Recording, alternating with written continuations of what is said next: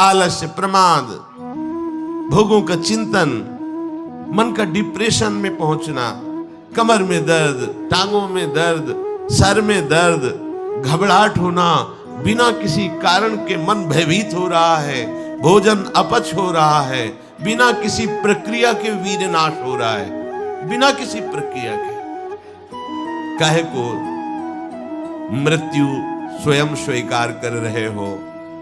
ये मृत्यु है। चाहे भगवान दत्तात्रेय जी बोल रहे हो या भगवान कपिल देव जी बोल रहे हो, जब उपासक को संबोधन करते हैं भगवत प्राप्ति के लिए तो कहते हैं कि इस भोग वृत्ति को साक्षात मृत्यु रूप देखो, ये मृत्यु है तुम्हारी। जब शरीर राग त्यागना है तो तुम शरीर से भोग भोगोगे तो आसक्ति शरीर की पुष्ट होगी, आसक्ति भोग सुख की पुष्ट होगी, है नहीं? कितने दिन शरीर रहेगा, कितने दिन भोग रहेंगे? विचारवान बनो। ब्रह्मचर्यम चरंती, ब्रह्मचर्य का पालन करो। उपासक जो ब्रह्मचारी होता है उसका खिला हुआ चेहरा रहता है, जैसे कमल खिला हुआ, बिना किसी कारण के उसकी मुख मुद्रा में प्रसन्नता होती है। जो ब्रह्मचर्यहीन होता है बुझा हुआ चेहरा होता है, तेजहीन, बिना किसी कारण के वो शोकग्रस्त लगता है। बैठा है, आपको लग रहा है शांत है, लेकिन आप चेहरे को देखो, वो एक शोकग्रस्त है, कुम्हलाया हुआ चेहरा, अशांत चेहरा, मुख प्रसन्न, तन तेज विराजा। यह है ब्रह्मचर्यम चरंती, भगवत आराधन संपन्न उपासक का। जैसे आग में पैर रखते हुए कोई चले तो कैसे चलेगा, ऐसे ही ब्रह्मचारी की पहचान है। इतनी स्फूर्ति उसके अंदर होती, जैसे आग में चलने वाला पूरा पैर नहीं रख पाएगा, अगला कदम रख देगा क्योंकि ताप लग रहा है, ऐसे उसकी स्फूर्ति होती पैरों में। उसकी आंखें एकाग्र रहती है, चंचलता इधर उधर या बार बार झपकना ये विषयी पुरुष का लक्षण, बार बार पलक झपकना ये विषयी पुरुष का लक्षण, इधर उधर ताक झांक, चंचलता, ऐसा बैठे तिनका तोड़ रहा है, पैर हिला, ये सब विषयी पुरुष के लक्षण। ये तो बिल्कुल साधारण स्पष्ट दिखाई देता है आदमी विषयी है या ब्रह्मचारी, एक सेकंड में लक्षण होते हैं। आपको जब भगवत मार्ग का अवसर मिला है तो गृहस्थ हो, संतान हो गई, ब्रह्मचर्य से रहो। नहीं चाहिए संतान, भ्रूण हत्या, गर्भ हत्या जैसे महापाप करने की क्या जरूरत है? उसी वीर से संतान उत्पन्न होती है जिसको आप नष्ट कर रहे हो, जिसको आप ऐसे पानी में बहा रहे हो, व्यर्थ फेंक रहे हो, तो उसको भ्रूण हत्या का पाप लग रहा है तो तुमको पुण्य लग रहा है, वीरपात कर रहे हो, तुम्हें भी वही हत्या लग रही है, क्योंकि उसमें वही जीवात्मा है जो मां के गर्भ में जाके बालक रूप धारण कर लेती है, उसको तुम नष्ट कर रहे हो। बुद्धि भ्रष्ट हो गई है, समझ में नहीं आता, व्यर्थ में वीरपात, व्यर्थ में तुम्हारा भजन बनेगा, तुम अध्यात्म के योगी बनोगे, मजाक है अध्यात्म। होश में हो जाओ, मन के दुलार को बंद करो। जब तक इच्छा ही नहीं भगवत प्राप्ति की तो फिर तुम कैसे भगवत प्राप्ति कर पाओगे? भगवत प्राप्ति की इच्छा कैसे होगी जब तुम्हारी इस तरह से निंदनीय वृत्तियां हैं?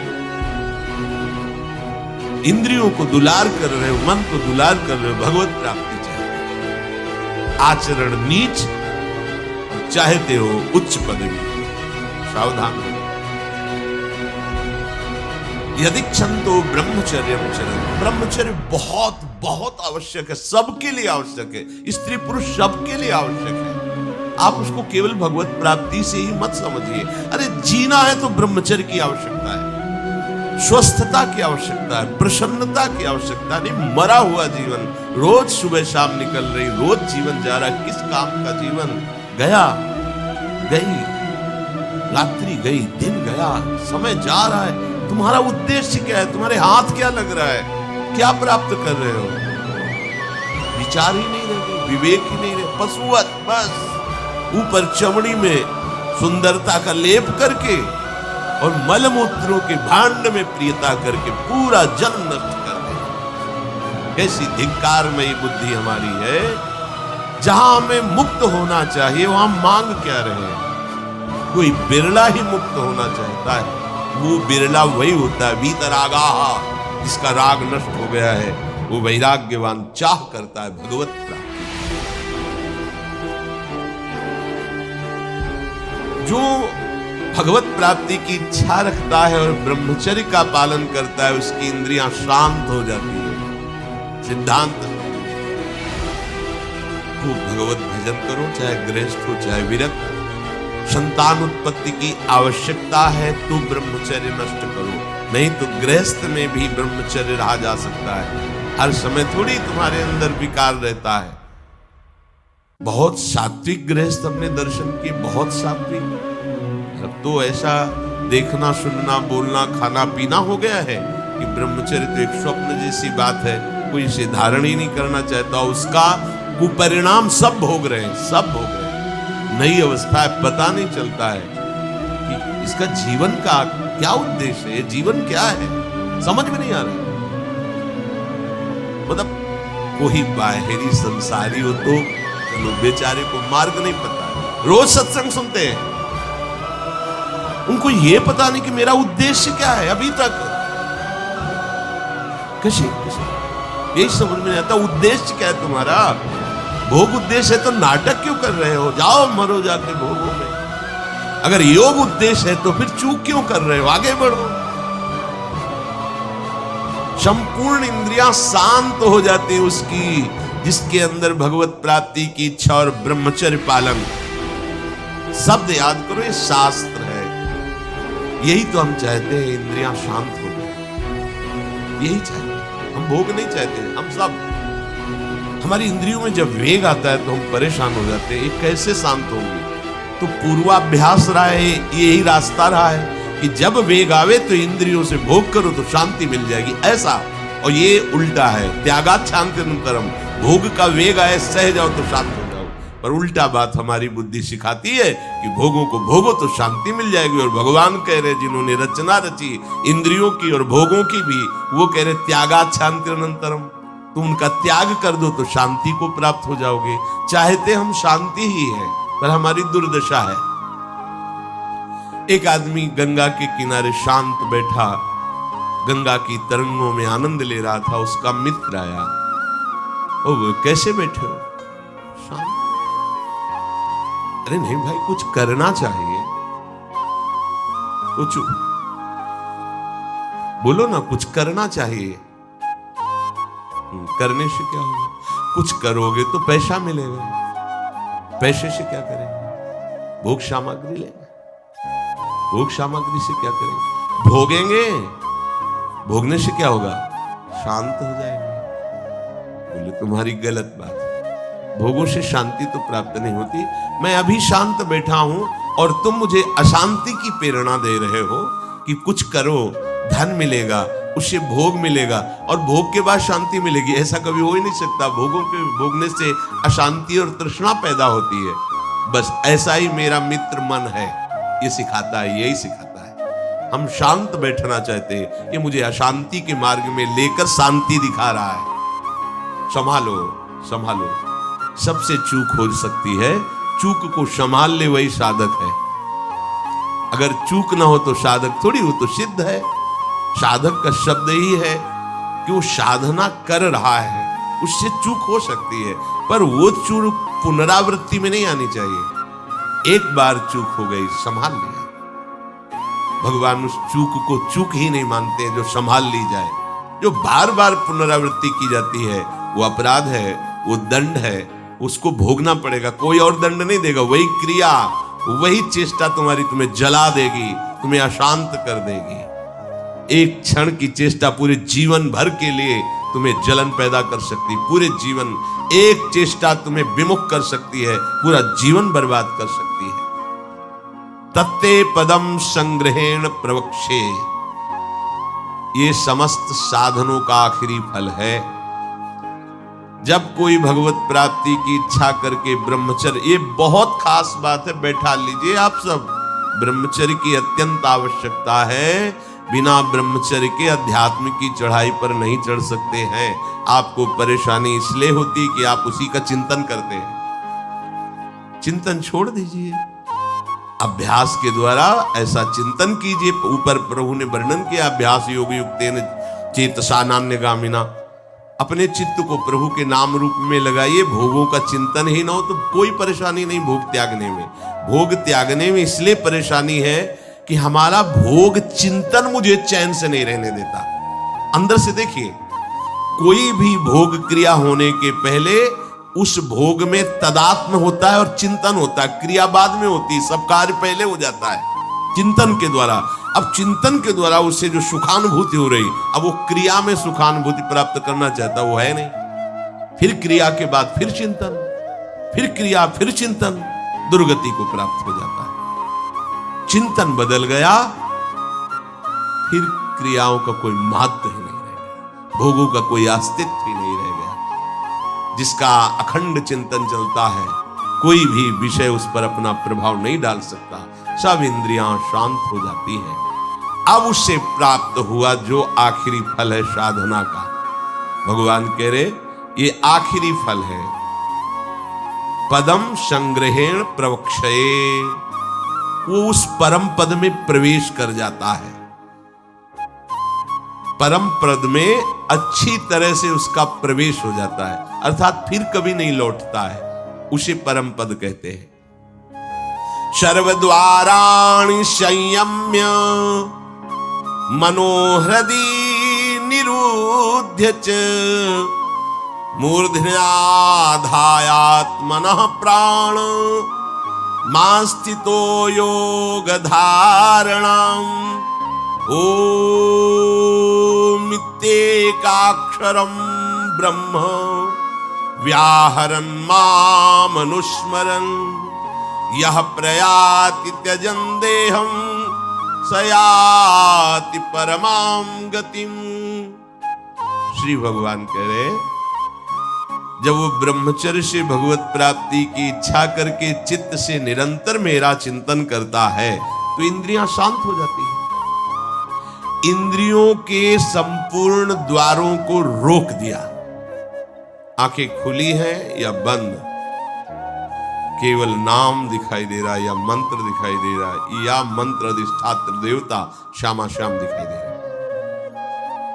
ये आंख बंद करके ध्यान लगाना कमजोरी है, क्योंकि अभी उसे बाहर कुछ और दिख और अंदर कुछ और। इसलिए जब बाहर भीतर एक बात हो जाती है तो आंख खुली रहे तो भी नहीं दिखाई दे रहा और कुछ, तो आंख बंद रहे तो कोई समस्या। खुली और बंद केवल पलकों का भेद है। अंतर के चिंतन का चिंतनीय तत्व उसकी दृष्टि के सामने होता है। इंद्रियों के संपूर्ण द्वारों को रोक लिया, बड़ा कठिन है, देख लो, बहुत कठिन। फिर मन को हृदय में निरुद्ध कर दिया। हृदय के सिवा मन जा ही नहीं, कोई वस्तु व्यक्ति स्थान का कोई चिंतन नहीं, मन अमना। प्राणों को सूक्ष्म करके मस्तक पर चढ़ा लिया। इसे योग धारणा कहते हैं। और फिर उस समय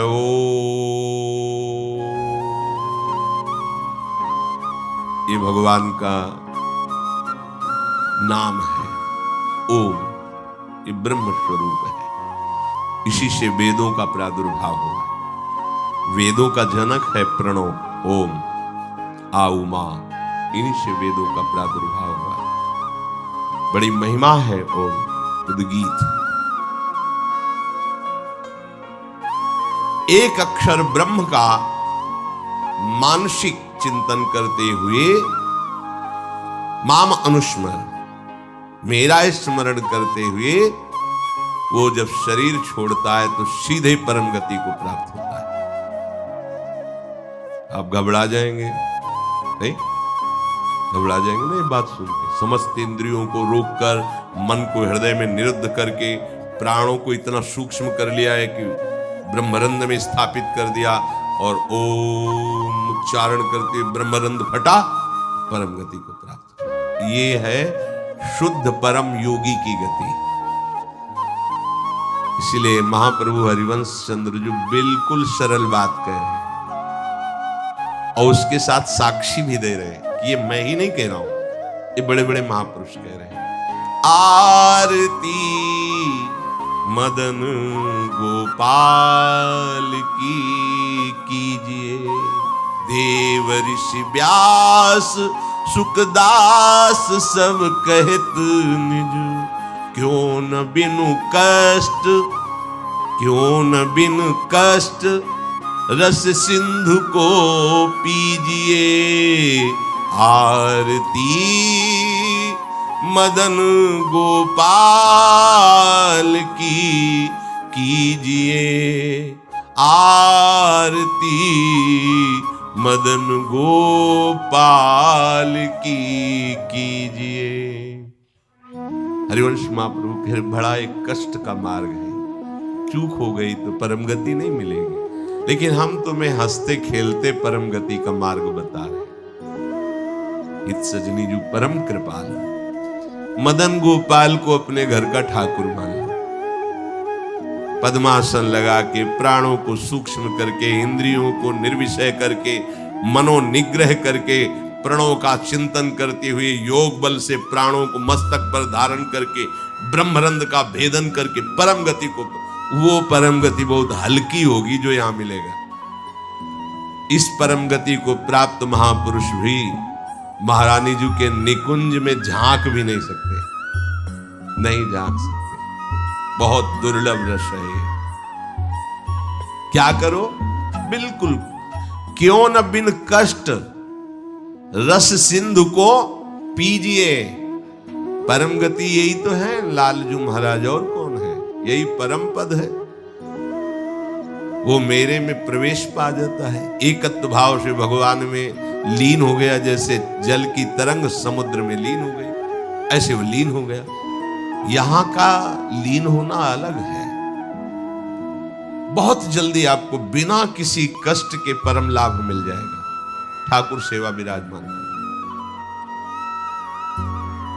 मदन गोपाल लाडले लालजू, राधा नाम या राधा वल्लभ रूप, प्रियालाल, जो भी भाव जैसे बन पाए, ठाकुर सेवा विराजमान। इनकी दासता से परम गति तुम्हारे पीछे पड़ी रहेगी। स्वीकार कर लो, स्वीकार कर लो। हम नहीं कह रहे, तस्मात् शास्त्रम प्रमाणम दीयमानम न गृह्णन्ति बिना मत सेवनम जनाहा। जो सारूप्य सामीप्य सारिष्ट एकत्वाद मोक्ष परम गति है, वो भगवान देते तो मना कर देते, हमें नहीं चाहिए, बस हमें आपकी सेवा चाहिए। बिना मत सेवनम जनाहा, आपकी सेवा छूट जाए ऐसा मुझे मोक्ष आदि नहीं चाहिए, परम गति नहीं चाहिए। महाप्रभु कह रहे हैं, क्यों कष्ट में कदम रख रहे हो? आओ, बिल्कुल सहज सरलता से परम गति तुम्हारे पीछे पड़ी रहेगी और रस सिंधु का तुम पान करोगे। क्या? इन ठाकुर का श्रृंगार करो। बहुत रिजवार हैं, इनको आपका भाव चाहिए, जैसे भी आप हो। कोई शर्त नहीं है कि ये चीज होनी ही चाहिए, नहीं। देखो, बाजरे की रोटी और नमक, धन्ना जाट, कुछ नहीं है, दूसरी वस्तु नहीं है ही नहीं घर में। ठाकुर साथ खेला कि नहीं खेला? आज तक वर्णन किसी भोग का ठाकुर जी ने नहीं किया। वाह वाह, सुदामा के तंदुल पाके बोल पड़े, वाह, आज जो तृप्ति मिली, सबरी के बेर पाकर के ठाकुर जी को तृप्ति हुई। तो अगर 56 भोग से तृप्ति होती तो फिर बात अलग थी कि हम गरीब कैसे भोग लगा पाएंगे। लेकिन हमारे ठाकुर को आपका भाव चाहिए। गर्व है कि मैं 56 भोग लगाता हूं, ठाकुर ने देखा भी नहीं, दृष्टि भोग भी नहीं लगाया, क्योंकि गर्व रूपी दूषित वस्तु उसमें पड़ी है और भाव रूपी परम स्वादिष्ट वस्तु पड़ी है। तो बाजरे की रोटी को रोकना पड़ा धन्ना जाट को कि तू 3 दिन हो गए पूरी रोटी खा लेगा तो मैं भूखा रह जाऊंगा, आधी तुम पाओ आधी हम पाएंगे। नव किशोर ठाकुर जी, नई अवस्था, धन्ना जाट, खेल रहे ठाकुर भाव। महाप्रभु कह रहे हैं, मदन गोपाल का श्रृंगार करो, उनकी आरती उतारो, देव ऋषि नारद, शुकाचार्य, भगवान व्यासदेव जी आदि बड़े बड़े महापुरुष कह रहे हैं, यदि मदन गोपाल ठाकुर की सेवा की तो बिना कष्ट के परम गति, परम सुख तुम्हें वरण कर लेगा। बिना कष्ट के तुम परम सुख सिंधु में डूब जाओगे, विश्वास करो। हरिवंश महाप्रभु कह रहे हैं, अगर करी धूप कुमकुम मलय रंजित, नौबर्तिका घृत सो पूरी राखो, कुसुम कृत माल नंदलाल के भाल पर, तिलक करी प्रगट यश क्यों न भाखो। भोग प्रभु योग भरी थार धरि कृष्ण पे, मुदित भुज दंडवर चमर ढारो। आचमन पान हितु मिलत कर्पूर जल, सुभग मुखवास कुलता पिजारो। शंख दुंदुभि पणवो घंट कल वेणुरो, झल्लरी सहित सुर सप्त नाचो। मनुज तन पाई यह दाय ब्रजराज भज, सुखद हरिवंश प्रभु क्यों न याचो। मनुज तन पाए यह दाय ब्रजराज भज, सुखद हरिवंश प्रभु क्यों न याचो। आरती मदन गोपाल की कीजिए, आरती मदन गोपाल की कीजिए। आरती सजाओ, ठाकुर को सुंदर सुंदर सुवासित जल से स्नान करा के, कोमल वस्त्रों से श्रीअंग प्रक्षालन करके, पोंछ करके विराजमान करो। सुंदर पोशाक धारण कराओ, सुंदर धीमे धीमे चंदन घर्षण करो, केसर कपूर डाल के ऋतु के अनुसार धीरे धीरे इसलिए मोटा ना हो, स्थूल होगा तो पत्रावली ठीक नहीं बनेगी, पत्रावली करो। सुंदर सुंदर पुष्प लाओ चयन कर, 2-4 पुष्प ही वृंदावन के हो गए तो लाखों करोड़ों के बाहर के पुष्प समानता नहीं कर सकते। इस धाम में जो प्रगट पुष्प हैं, किसी भी लता के 2-4 पुष्प कोमल पत्ते चढ़ा दो, हमारे ठाकुर रीझ जाएंगे। सुंदर सुंदर पुष्पों की माला गुथो। अहो भाग्य है उनके जो रोज श्री जी की सेवा में ये सेवा का सौभाग्य, सुंदर सुंदर आभूषण फूलों के, माला फूलों की धारण कराते हैं। अहो भाग्य, जीवन धन्य, उनका हाथ धन्य हो गया। पूर्व जितने भी हाथों से हमारे कर्म नहीं होने चाहिए वो हुए हैं, वो सब भस्म हो जाएंगे, क्योंकि अब ठाकुर सेवा में हाथ लग गए। आप ठाकुर जी की रसोई अमनिया कर रहे, ठाकुर जी की रसोई अमनिया किए हुए पात्रों को अमनिया कर रहे, आप पोछा लगा, कृतकृत्य हो गए। लाखों माला भजन इसकी समानता नहीं कर सकता। श्री जी के उच्छिष्ट पात्रों को आपने मार्जन करके विराजमान किया नवीन भोग के लिए, लाखों माला इसकी समान। ये सेवकाई है, सेवकाई सीधे श्री जी को अधीन करती है। माला जपने का फल है, इसका फल नहीं, सीधे आराध्य देव को अधीन करती है सेवा। जैसे ये उपासक रात में जग करके, नींद ना लेकर के, कष्ट सहते हुए वर्षों का अभ्यास ये श्रृंगार करते हैं, इसमें 2-4 घंटे नहीं लगते हैं। कल जो श्रृंगार होना है, मध्याह्न में विश्राम नहीं करते, नीचे वहां बेसमेंट में ये श्रृंगार करते रहते कपड़ों का। ये श्री जी आज ऐसे सिंहासन में बैठे, निहाल हो गए तुम। अगर अन्य कोई दुराचार प्रवृत्तियां तुम्हारे ऊपर शासन न करे, तुम अन्य कोई गलत कार्य ना करो, तो तुम खुद ही देख लोगे कि आपके अंदर श्री जी क्या देती है। जो बड़े बड़े योगियों के लिए दुर्लभ है वो प्रीति आ जाएगी, लाडली जी के लिए रोना आ जाएगा, कभी श्रृंगार करते करते आंसुओं की झड़ी लग जाएगी। ऐसा होता है, ऐसा होता है। जब हमारे अंदर भाव बहुत है और सामग्री नहीं है, तब वो दैन्यता भरी सेवा होती, पूछो मत। जब कुछ नहीं था, थोड़ी मिश्री केवल और भाव में कढ़ी चावल और फुल्का, ऐसे सब वाशु चल रहे कि लाडली मुझ दीनहीन गरीब की क्या है, आपके द्वारा दी हुई मिश्री केवल है, सामने रख के ऐसा सुख मिलता तुझे कैसे। बिहारी जी के सामने से 4 डलियों से फूल मांग लिए, एक एक दो दो ऐसे फूल दे दिए, श्री जी के लिए फूल दे दिए तो दे देते थे। मान लीजिए आके जब उनकी पंखुड़ी करके शयन के ऐसी छोटी सी गादी लगाते और श्री जी को विराजमान करके ऐसे चल, कैसे वो सुख तुम्हें कैसे वर्णन करें।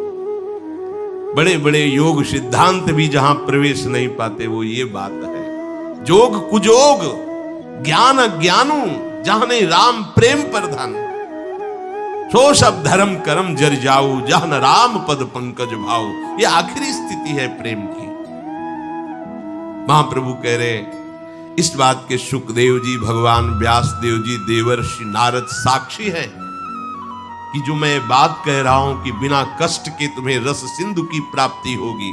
तुम आरती करो मदन गोपाल, उनको श्रृंगारित करो। आरती में जो धूप होती है अगर, बड़ी सुगंधित होती है। अब तो सब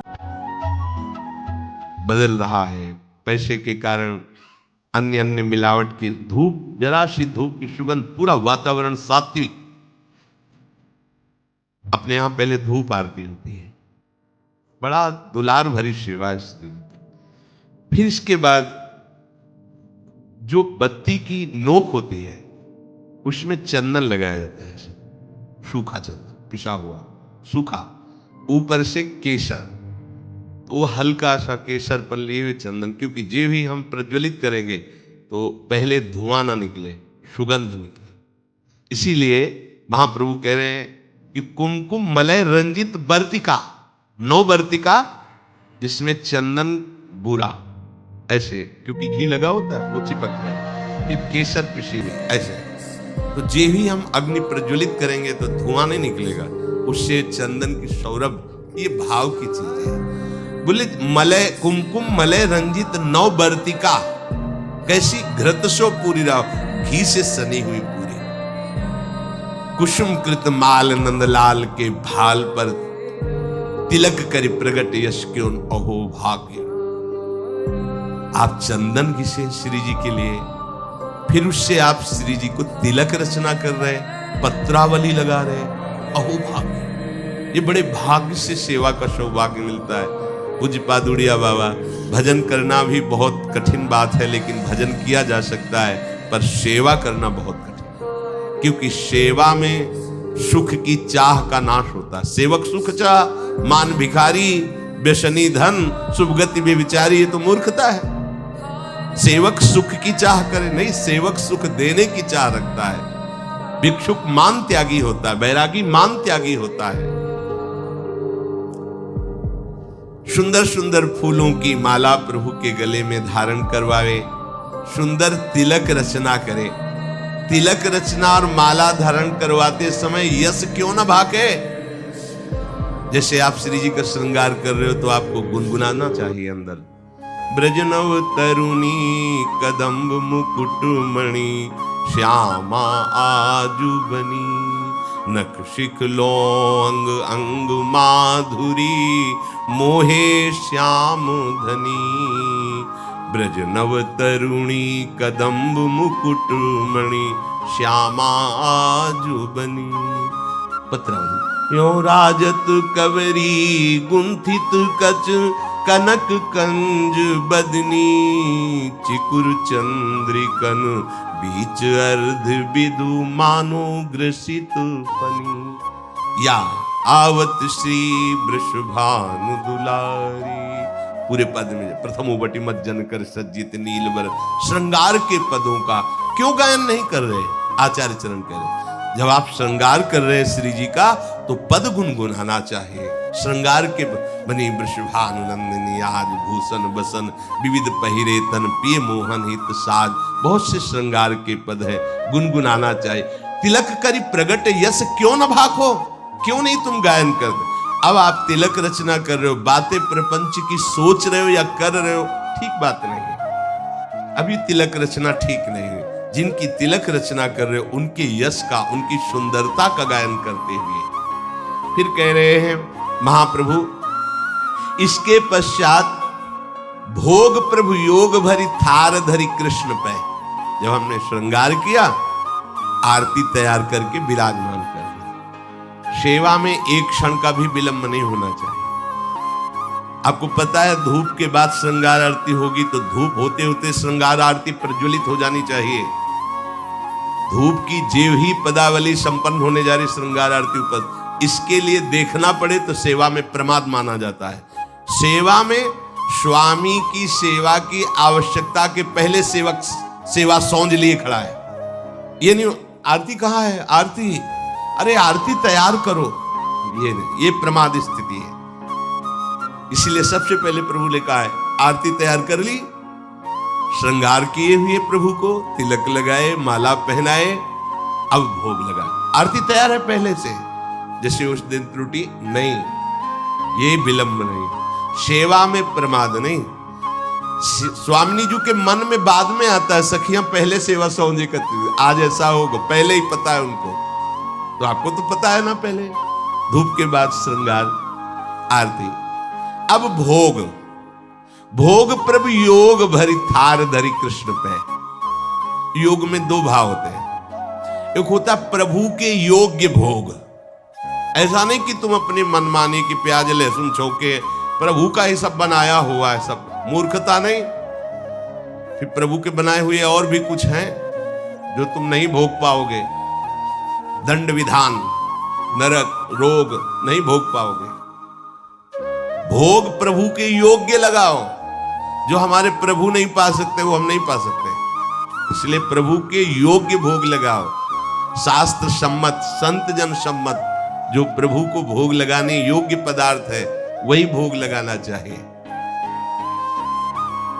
बहुत उद्दंडता सेवा में नहीं होते।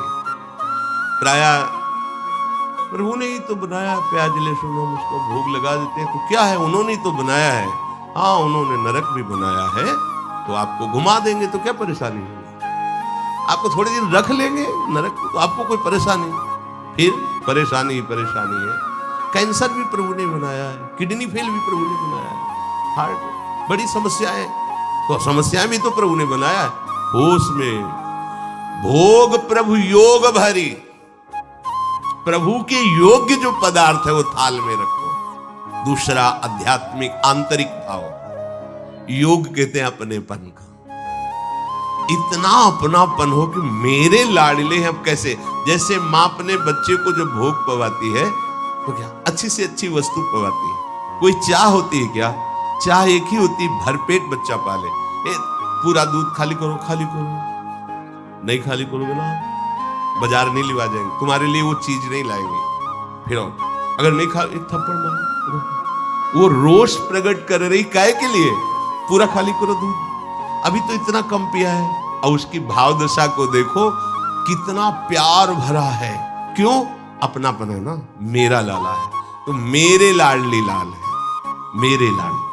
अपनापन, इतना गाढ़ अपनापन कि कहीं अपनापन रह न जाए, ये प्रभु को भोग लगाना होगा। अगर इस अपनेपन में भर करके आप एक नमक से चुपर कर रोटी भी रख देंगे तो हमारे प्रभु उसे छोड़ेंगे नहीं, पाएंगे।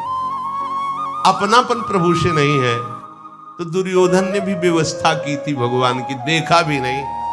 अपनापन है विदुरानी को मेरे प्रभु, तो छिलका वाह वाह करके पा रहे हैं। वाह, कितना स्वाद है इसमें, केले में नहीं छिलके में ये भोग लग रहा है।